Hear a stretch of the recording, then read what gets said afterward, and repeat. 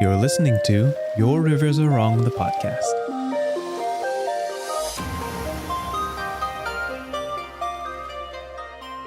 Hey Merlo, if I say going Dutch, what does that mean to you? That's like a payment thing, no? Yeah. Splitting costs? Yeah. I mean, yes, we do that all the time. Is that a term used? Is that a term used in Holland? Because no, it's just splitting the it's costs. not. Because I have to say there's no such thing as like going American. What if going American is like, I'm sure, means something terrible. No, but this is like an old school thing, right? Like if you go to like a Roman country, I don't know, Italy or something, they hate it when you do this because the whole idea of like being a gentleman or being like a man in general is paying for somebody else's stuff. So going Dutch is not a thing. And we don't care because we're like greedy like that. Unfortunately, the stereotype is true. So, I mean... And also, we talked about the tipping thing, right? I mean, I also usually don't tip because they're not like dependent on tips at all. Fair. And I just forget it exists. So I'm always going to be the rude person in anywhere else but here because I just forget that it exists. Well, tipping is a thing in America because people who work in hospitality don't get paid enough. Yeah, like the wages suck or something. Yeah. Yeah. Yeah, they don't get paid enough. Yeah. Oh, hey, welcome everyone. Welcome to the podcast. I didn't see you there. Hi. This is the start of it? This is the Your Rivers Are Wrong podcast. Good morning. Good evening or afternoon. Whenever you may be, welcome back to our world building and storytelling podcast, where we talk about the wonderful whimsies of world building, the arts and aesthetics of setting up a setting and telling stories born from it. My name is Dante, and I'm one of your hosts for today. And I'm the other host, and my name is Merle. And I just wanted to try cold open just this one time. Just this one time. You know, changing it up. Yeah. Switching gears here. I'm all for it, you know? And I've been thinking about that question all week. And I wanted to ask you earlier in the week, but I thought it'd be way funnier if I just asked you on podcast. I love how that's part of the podcast now that I just say, wow, all Dutch people are greedy. Because it's true. I'm sorry. It makes sense. It makes sense. I mean, who am I kidding? Yeah. I have my opinions on the dance of, I'll pay for it. No, I'll pay for it. No, well, but I insist share the I'll pay opinions for then. it. Like, please elaborate. I'm not a fan. I feel like splitting it should be the default. I feel like that's just manners to offer, because usually in an American guy-girl date, it's like the guy has to offer to pay. That's just how it is. And then the girl has to like politely refuse. And then the guy has to be like, okay, we can split it, and or insist more. And it's like this little dance, and everybody knows that the dance doesn't have to happen, that we could just split it normally. But manners indicate we should. But manners. Those goddamn manners. I hate manners. Who likes them anyway? Manners, who needs them?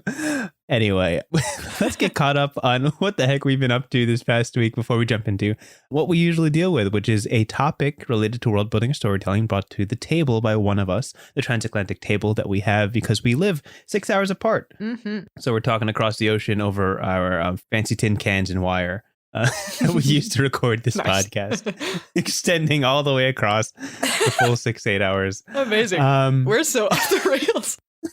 We barely started. I don't know what you're talking about. But, you know, I like it. Let's spice it up. This is great. This is how we always... How's your week been?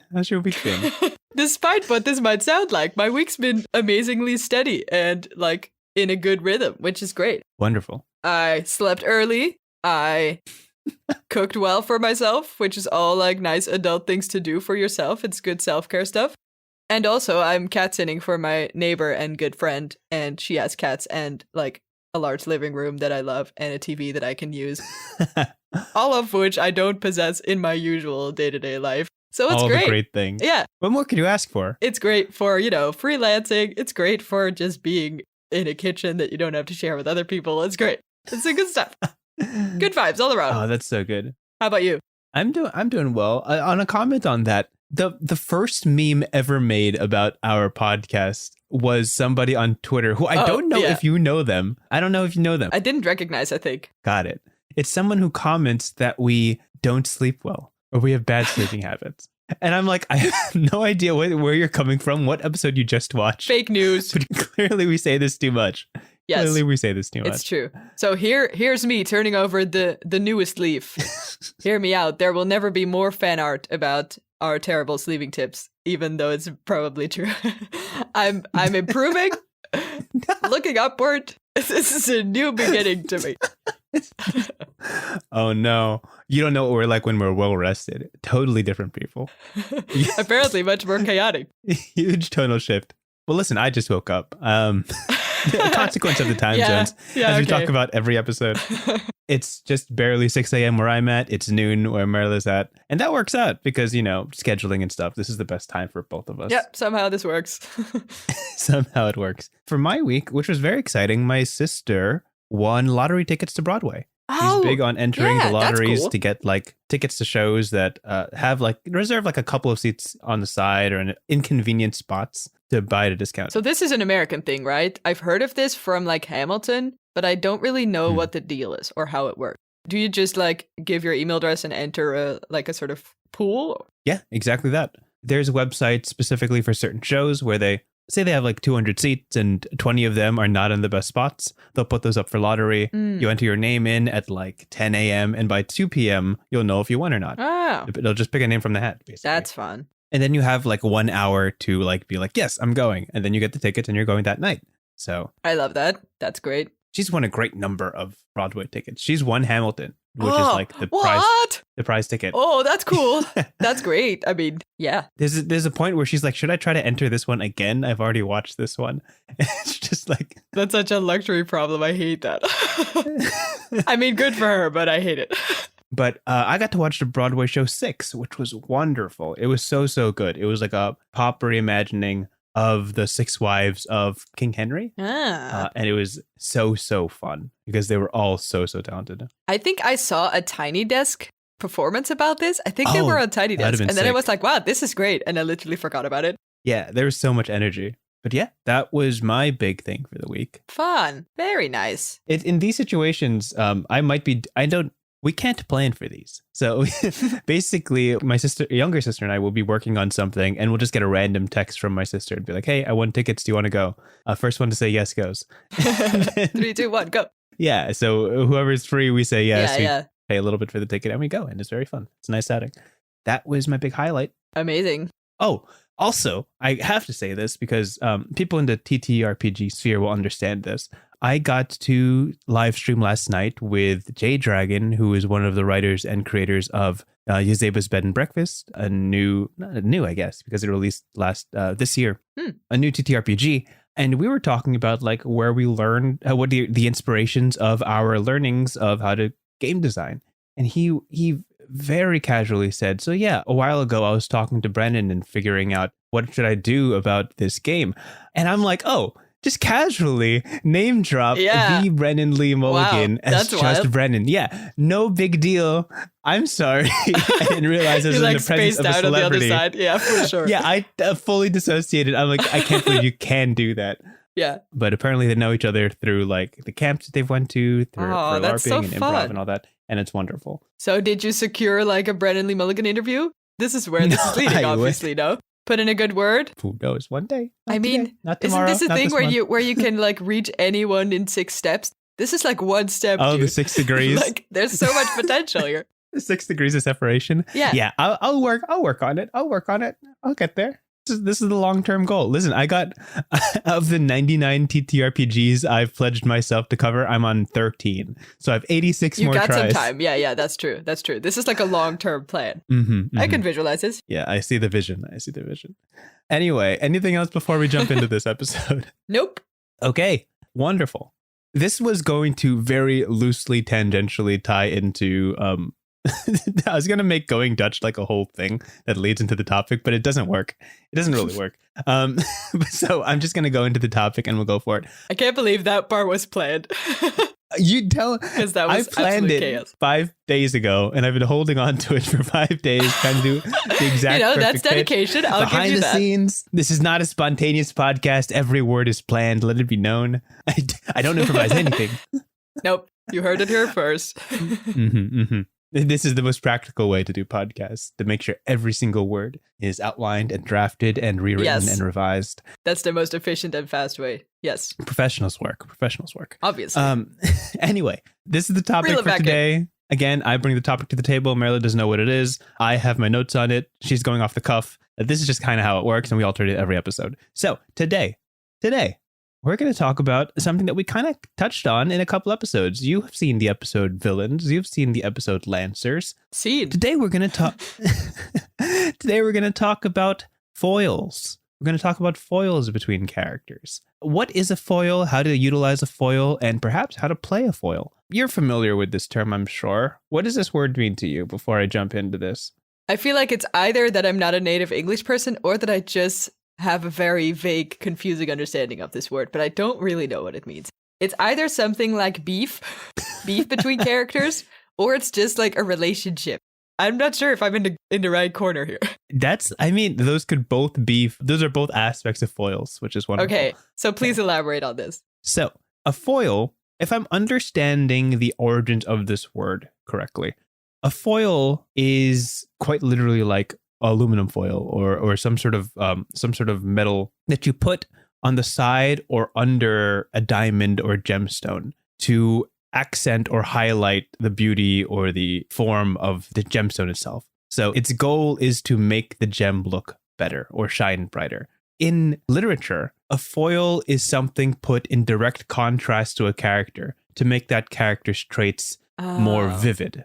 So right. The most common character foils are, of course, villains or antagonists that are diametrically opposed to the main character's beliefs. By putting somebody on the other side of the table, you can highlight what makes your main character so unique. Right. Foils also exist as lancers, as we've talked about, the kind of second in command characters who have a different viewpoint on how to move forward. They can both be good guys and still have differing opinions. Very much Goku Vegeta energy, where they both want to save the world, but one is much more lighthearted than the other and would take very different approaches if given the choice. So today, I wanted to highlight exactly that. I kind of just summarized what foils are, but there's a bit more to dwell on, I suppose. I mean, it helps. Yeah, this is great.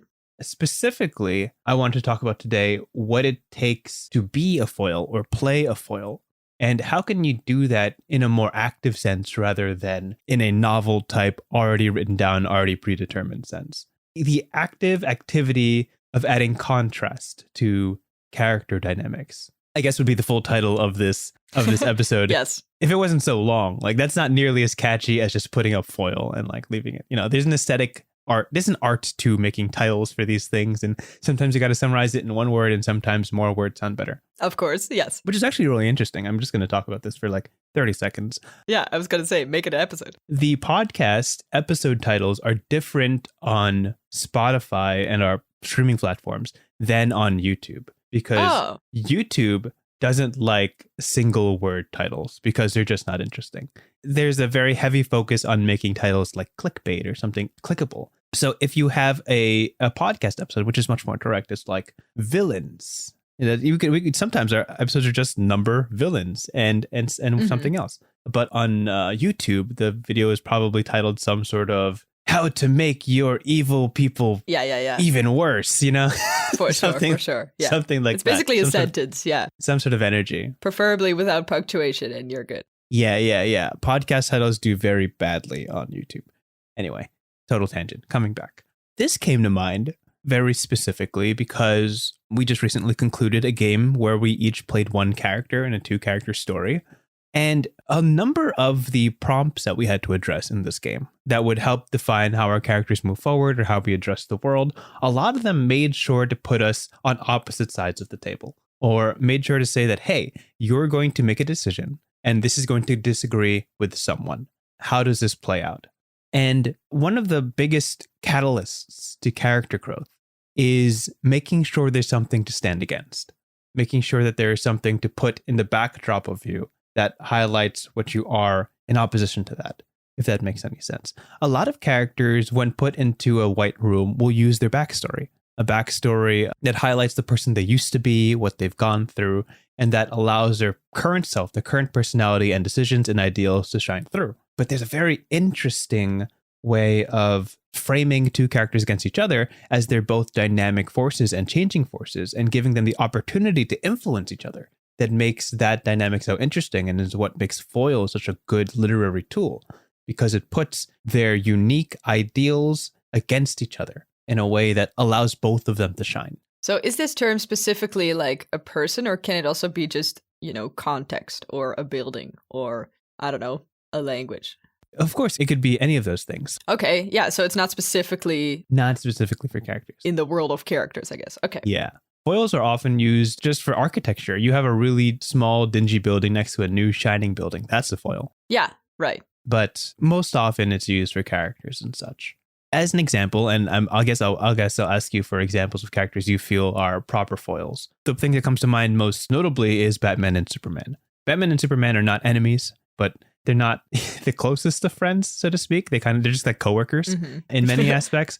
Yeah. But the way they see the world is very different. Superman is very bright and optimistic and hopeful about things. And Batman has the cynicism that he carries with him, where everything has to be second guessed and thoroughly checked and to make sure it could be trustworthy. And basically, whenever they work together, they always have different decisions on how they want to tackle a problem. They always have different approaches to it. And it's from their backstory, from how they grew up, that forged their ideals. And the ability to show two directions a story could take, and then ultimately choosing one or a mix of the two is what makes watching both of them on the same screen so interesting. You never really know what you're going to get.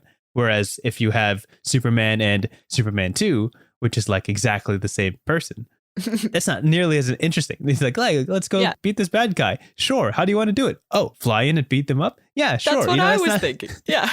Oh, you're so insane. That gets so tiring. That would get so tiring. Yeah, for sure. I immediately had to think of a bunch of cartoons. And I think it usually has to do with like two main characters that are super different from each other, but still sort of hanging out all the time. Like Gravity Falls, Dipper and Mabel. I don't know if you've seen it. It's really great. But basically that show, it's very much sibling energy. Mabel is so fundamentally different from Dipper. Dipper is basically like the rational voice constantly worried about his appearance and about if things are going right and if no one's getting harmed and stuff. And Mabel is like a complete glitter bomb that's totally happy, but also increasingly chaotic, confusing to be around because she has no plan, like, ever. Right. But the combination of them and the fact that they just keep having adventures together is basically how we constantly see the different perspectives sometimes go right and sometimes go wrong and how they sort of bounce off each other, right? And I think that's very much what you're talking about too, like the bouncing off each other. I'm not sure if I remember this name, but there's one manga series, Girl from the Other Side, with like beautiful black and white ink drawings. And it's basically a little girl that meets either a monster or some sort of representation of death, and I don't think they can touch. They become really best friends. I found this through like art on Pinterest, where like a super kind of dangerous looking horned devilish monster is having like a picnic with a little girl, and I found it the most beautiful. It's basically on my best ghost buddies Pinterest board. And the whole point is when you have a relationship that, you know, that we keep following, but they're fundamentally different in either the way they work or the place they come from or, you know, just in personality, then it's sparking lightning against each other. That's the best combination, I think. Yeah. I like how it's kind of like the mirror reflection is the analogy we're going with here. Because for a character to express their ideals in a way that's meaningful and impactful, there has to be somebody against it. There has to be a reason to say it, to say it out loud, what you stand for. And the best way to do that is just to put somebody on the other side and say, hey, you're wrong. This is how you do it. And you say, no, this is how you do it. Another example that I want to bring forth about foils, which emphasizes that foils aren't necessarily like just black and white. It could be red, yellow, blue. Red, yellow, blue. Yeah. It could be red, yellow, blue, as in they could highlight different sides of the character and specifically put foils against each of those sides. The one I'm thinking of right now is Arcane, where Caitlin and Vi are very distinctly foils to each other, as in they had very different upbringings, different ways to tackle injustice and crime, and them realizing that because of their different backstories or their different upbringings, they have been molded by the city to look a certain way, to think a certain way, and to act a certain way. And it's only by meeting each other that they realize, hey, we can approach this in a different direction. Now, another foil in this is Vi against Jinx, where it's both of them with technically the same backstory, but they just handled it in different ways. Vi was forced to become very tough, very rugged, very strong to kind of weather these kind of things. Whereas Jinx fell full force into the chaos of where they grew up, into the deterioration and the decay that comes into one's mind when they're surrounded by these influences all the time. And if we put Vi in the center for a second, that is two different foils on two different sides of Vi, where she has similarities to both of them, but these differences are what makes them so interesting. And so she's Yeah. forced to decide which side she would like to take, what she favors more. And that changes her. The growth of the character is realizing that there's more than one way to handle life. And the art of convincing the others of their side, of their direction, of their choices. That's foils at work. That's so interesting. And it adds such flavor to the story to put these very different people so close to each other. This is also what we talked about in the episode about, God, I forgot, but at some point we talked about side characters and how it's really nice when people have sort of one character trait with which you as the audience can identify with, instead of like a complex main character that has a bunch of traits, or is literally a more complex character because we spend more time with them and blah, blah, blah. Right. But this is kind of similar to what you're saying, right? The question, I guess, that I have is, can you only have a complete black and white foil in a complicated relationship? Or can you also completely oppose someone in a smaller relationship?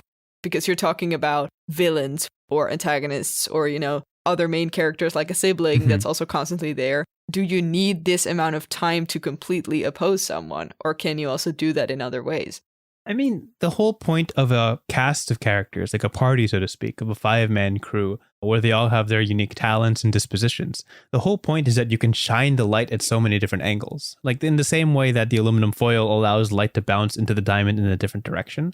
Perhaps you need to have the angry character show their gentler side. Well, what character is perfect for that? Bring that character into frame, have them be like rough and tumble and angry, and force the brutish character to teach them what it's like to handle anger. I remember there was a very funny episode of like the Avengers where everybody catches the angry Hulk syndrome, where they all turn big and green and they can't control their anger. Oh, interesting. And suddenly the Hulk has to be the voice of reason and be like, no, control your thoughts, keep them down. That kind of thing.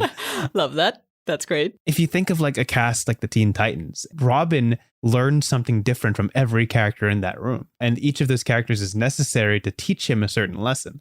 In the same way, all of those characters are affected by everybody else. And it's like a foil is not a mirror as much as it is like, I don't even know the proper analogy for this. It's almost like a prism, like a diamond, as we were saying. It allows light to refract through a character in a different way to allow something else to shine through. All you need is the right light, the right source, the right impetus, so to speak. I don't know if that answers your question, but I feel like that's what. I'm not sure. Yeah, but it's interesting nonetheless. We're kind of talking about interchanging stuff, right? I was picturing in my mind, what if the main character just sees something from afar happening that has nothing to do with them? And if they're not touched, if they don't get emotional about it in any way, anger or sadness or confusion or whatever, then I guess it's not a foil, right? Because it's sort of supposed to be opposing, or at least triggering something, anything. So that does mean that all the foil situations that we're talking about are not standalone things, right? They're always embedded in the arc of the main character or in the character that it's about. Right. And I think it gets interesting when we're talking about different foils for different characters. Usually you have a main character in a story, but not all the time. Sometimes you have 2 or 3 or 4, or like a whole band of people, as you were saying. And sometimes one person can be the foil for someone else and be the best friend of character C and never opposing character C. Or they can trigger different things in different people. And that's where it gets complex and interesting too. And also on what you touched upon, if something is happening and the character does not have a strong reaction to it, that's also an opportunity for foil, where it's like, oh, their stoicism in this moment or their lack of reaction speaks of the character, speaks of their direction. Yeah, I guess that's true. Yeah. Do you specifically think of foils as a term or as a sort of concept when world building or when creating characters or, Yes. conflict in a story? Yeah, you do? All the time. Really? Wow. I like designing characters in direct contrast to people who are already in the party. I like hearing other people's characters first and being like, okay, who can stand as far opposite to them as possible? Oh, right. Okay. Because especially in like D&D is one of those games that mostly focuses on combat. So you don't really have to, working as a team and all that. But when it comes to role play moments, there is nothing to me funnier than forcing a character to feel so strongly about something. And often it's like, just for an example, He's going to get an unlikely shout out. When playing with DeForest, our friend DeForest. Oh, yeah. He's very much quite usually a straight-laced, responsible character. He usually knows the right thing to do, the right thing to say, how to handle people. He makes the right decisions, yeah. So unlike us. It is the funniest thing in the world to me to make the absolute wrong decision and see how they attempt to either clean up after what I do or just leave me to my devices and let the chaos fall, let the dice fall where they do. But yeah, I think one of the best things to do at a table is to look at what another character feels about strongly, one of their strongest ideals, right? And then to make a character that actively questions it. Because you're telling me that this character of yours is passionate about this thing. For me, what that says to me is, I got to make you prove it. You know, you feel so strongly about this? Fine. Right. I'm going to press you on it. Why do you feel this strongly about it? And it but invites them to speak more of their character, to highlight things about their character that are unique. Once you get a character talking about what they truly believe in, maybe you pull a little bit from their backstory, maybe you learn about where they came from, why they do certain things, and that makes the character feel more whole. So whenever there's a break between combats or very stressful dungeons, I'll usually try to look for a character that hasn't talked in a little bit. And I'll be like, hey, I noticed you did this. I don't like that. Why did you do that? I'm not the biggest fan of that. Explain thyself. Yeah, convince me that that's something worth doing or worth saying, or right. why did you talk to this person this way? That's a strange thing to do. Like, I'll very explicitly antagonize them because that's the most fun way to do it. And I don't really care if my character looks dumb in the process.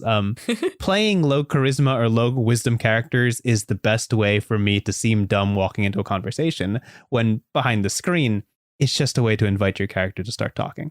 I mean, that's great. However, it also makes me instantly more curious about what your characters look like in a void, how their internal stuff's going on. I mean, that's also about foils, right? They're always sort of in relation to something else or to someone else. It's an interesting question as the main author then of something, right? If you just write a book by yourself, where is your main focus and who's the start of the comparison, basically? Do we start with a character that's super angry and needs to relax more, and then we make a second character that's the chillest in the world? Or do you do it the other way, where the Zen person has to learn to, I guess, embrace conflict, or at least, do it every once in a while? What does the difference in focus, in terms of how you set up a foil, mean to the conflict or to the foil? Because that kind of determines where you start and where you come from, or what you create in relation to it, right? I mean, that comes down to the author, right? It comes down to what they find more interesting. Whatever story they're looking to bring out, so to speak. What is a story if not somebody being challenged? What is a story if not someone having to go through conflict and address contrast? Even if it's just a solo character, the foil would be the world. The foil would be the world telling the character what you believe is not true, what you hope for is not real. I like that. Yeah, that's cool. Like, prove that your ideals mean something. Or change as a character. Yeah. It's the art of bringing to light contrast and really making sure that leads to a good story. It really depends on you, right? Yeah, I like that phrasing. That's great. Yeah. The most important thing to whoever's writing it. And that's it. That's all I got. I mean, dang, yeah, I love it. That's very well said, I think.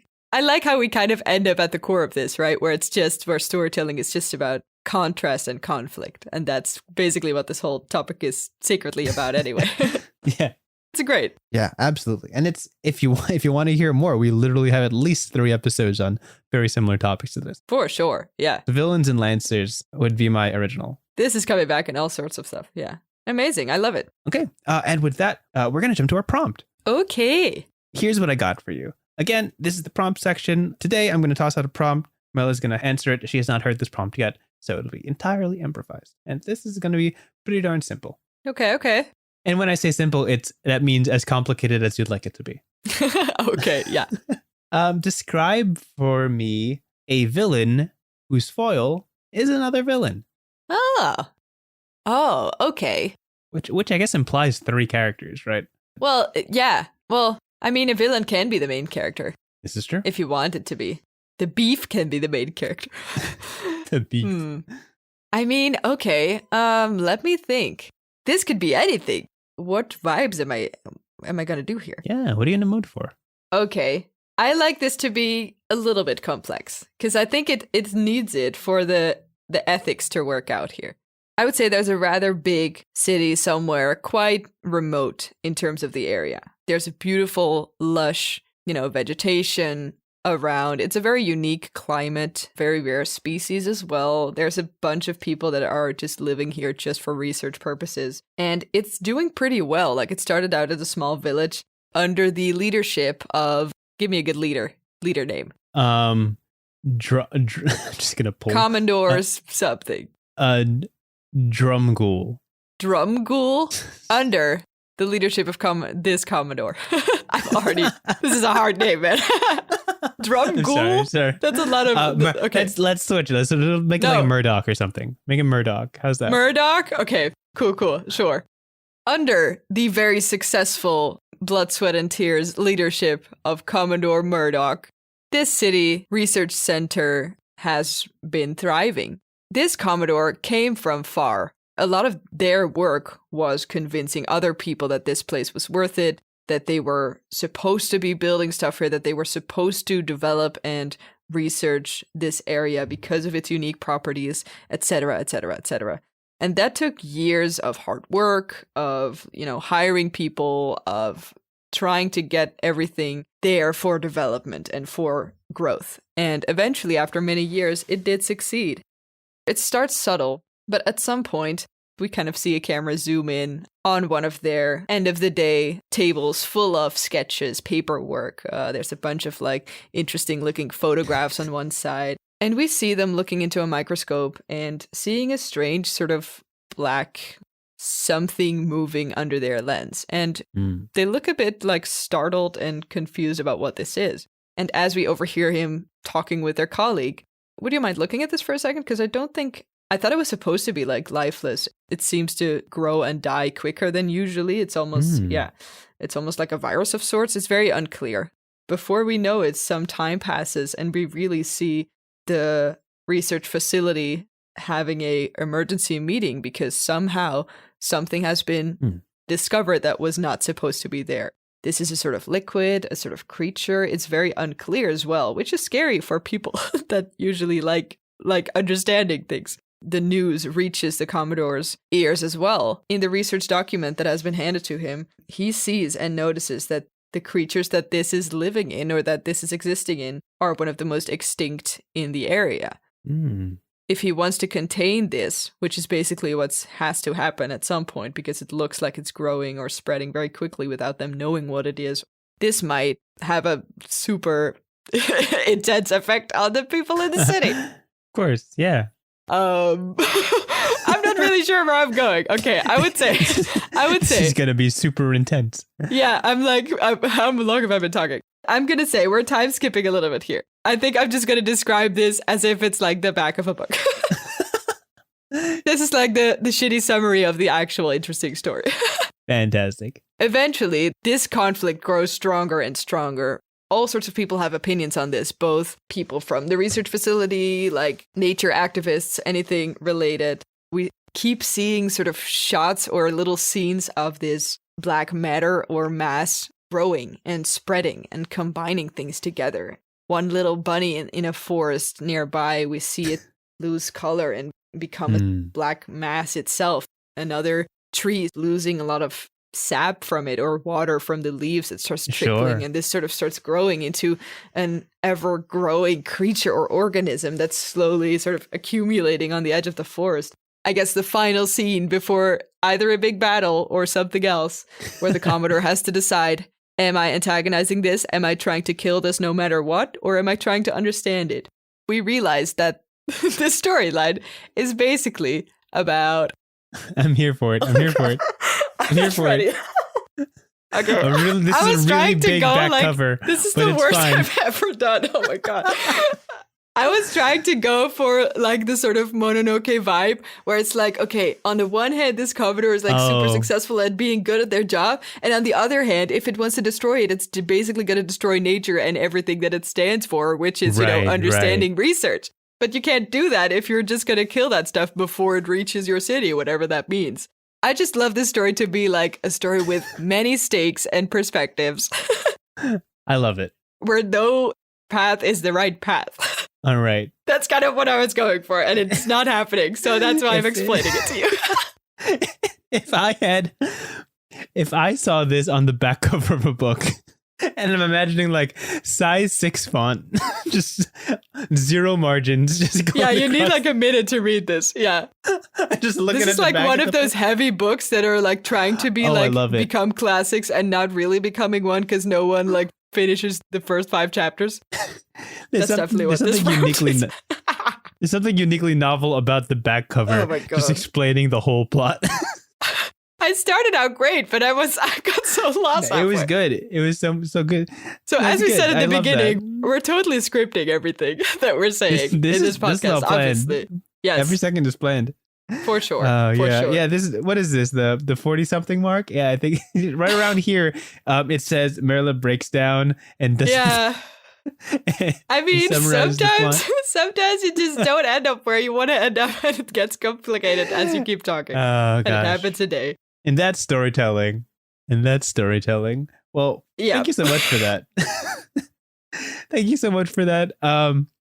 Listen, if you enjoy prompts like these, if you truly do, we usually do better, really. Like, tune in for the next one where we actually make like a cool thing. No, we can't all have home runs. We can't have home runs every single episode. It's true. Sometimes we bump, sometimes we walk. You know, the concept was there. The execution was questionable. I love the vision. Thanks. Well, thank you very much. Well, thank you for tuning in. Again, if there's any topic that you're interested in, you don't have to watch any of our episodes in sequential order. It's truly just pick whatever you want to watch and watch. Pick whatever you want to listen to and listen to it. And we'll be here next week with another episode, another topic, another prompt. Look forward to episode 55, where it's nothing but fan prompts. We're going to take prompts from you guys. Very exciting. Yes. And answer them, which is going to be a blast. And as you do that, as you step into this world of imagination, as you think to yourself, how would I have handled that prompt? Better, probably. Yes. By all means, please think about such things. But as you do, always remember this one core foundational concept that we will eventually touch upon in a future episode. Which is? Your rivers are wrong. Oh, that's what it was. Yeah. Yeah. We got to cover that eventually, right? Yeah, we'll do it. We'll definitely do it. Just not today. Not today. My creative juices are done. We'll just refill on those real quick. We'll go grab some creative juices. I think I got some in the other room. I'll give you. Oh, great. I'll pass you some. Yeah. I'll pass it through our tin can and wire. I'll just pour it in. Amazing. Yeah, that's definitely how it works. Anyway. All right, goodbye, guys. See ya. Thanks for listening. Bye-bye. Thanks for listening to this episode of Your Rivers Are Wrong. If you have any thoughts for topics, prompts, or if you just want to share your thoughts, you can reach us at yourriversarewrong@gmail.com. That's yourriversarewrong@gmail.com. Big thank you goes to Martin Skelligans for our intro and outro music, and most importantly, thank you for listening. We hope to catch you at our next episode. Have a good one.